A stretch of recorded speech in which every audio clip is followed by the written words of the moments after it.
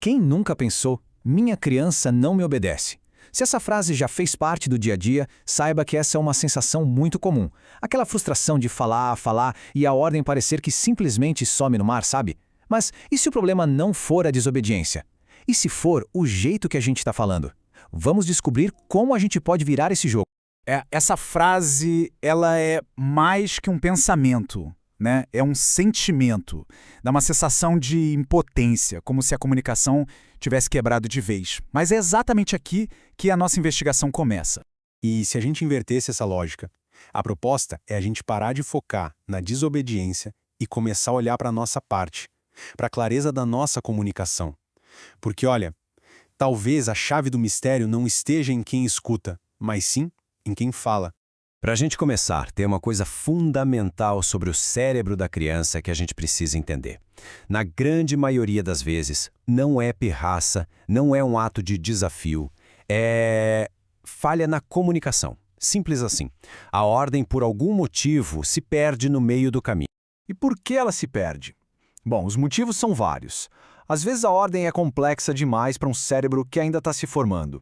Ou a criança está super concentrada em outra coisa. E tem um clássico. A gente fala tanto, que as nossas palavras viram um barulho de fundo e a criança simplesmente desliga. O primeiro passo é identificar o erro mais comum. Sabe aquela cena de gritar lá da cozinha uma lista de coisas para fazer? Pois é, essa é a receita para o desastre.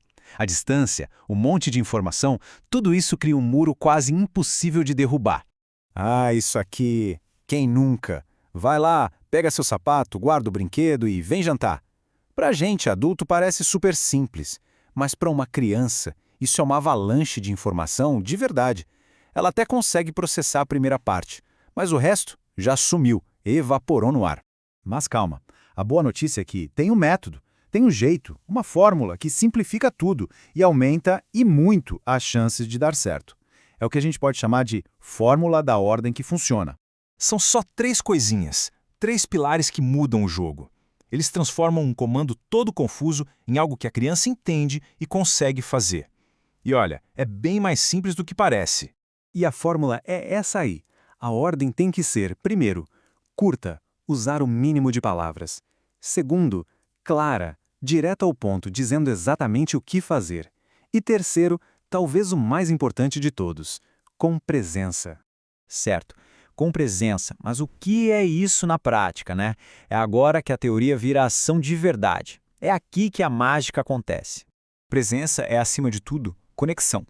É literalmente parar o que a gente está fazendo, chegar perto da criança, talvez se abaixar para ficar na altura dela, olhar no olho, e aí sim, falar uma única coisa de cada vez.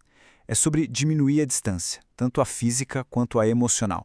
Olha só que exemplo perfeito da diferença que isso faz. Fala, para de bagunçar esse quarto agora, é super vago, é muito mais emocional. Agora, falar, guarde os carrinhos na caixa. Pronto, é específico, é direto, é algo que dá para fazer. A criança sabe exatamente o que se espera dela. E aqui vem um ponto-chave que muita gente acaba esquecendo. Dar a ordem é só metade do trabalho. A outra metade, que é crucial, é ter certeza de que a mensagem chegou do outro lado e foi de fato entendida. Essa perguntinha aí, o que você vai fazer agora, ela é muito poderosa. E não é um teste, tá? É uma ferramenta de confirmação. Ela faz a criança pensar no que ouviu e falar em voz alta. Isso ajuda a fixar a instrução na cabeça dela. Pode mudar tudo, de verdade. Agora, um detalhe importantíssimo sobre a hora certa de falar. Pensa assim, um cérebro no meio de uma tempestade emocional, com raiva, com choro, ele está fechado para balanço. Não adianta dar ordem, não vai entrar.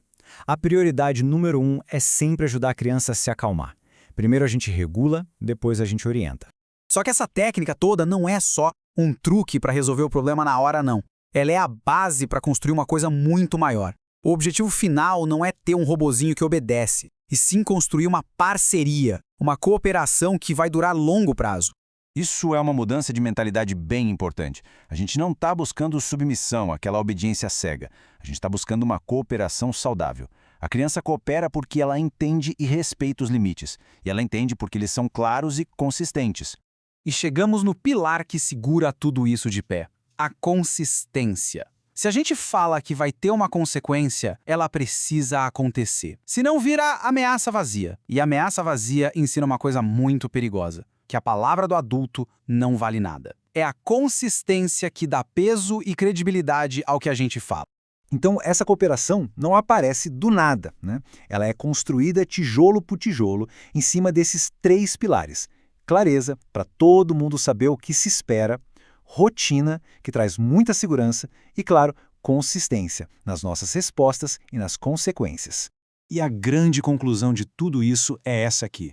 O respeito de verdade, a cooperação genuína, não nasce do grito, do medo ou da raiva. Nasce da segurança, da previsibilidade. A criança se sente segura porque sabe o que esperar do adulto. Então, no fim das contas, fica a pergunta para a gente pensar. O que realmente constrói respeito a longo prazo? É a força de um momento de raiva? Ou a firmeza da consistência dia após dia? A verdadeira autoridade não está no volume da voz. Está na calma, na previsibilidade das nossas ações. E é isso que transforma uma simples ordem em uma verdadeira cooperação.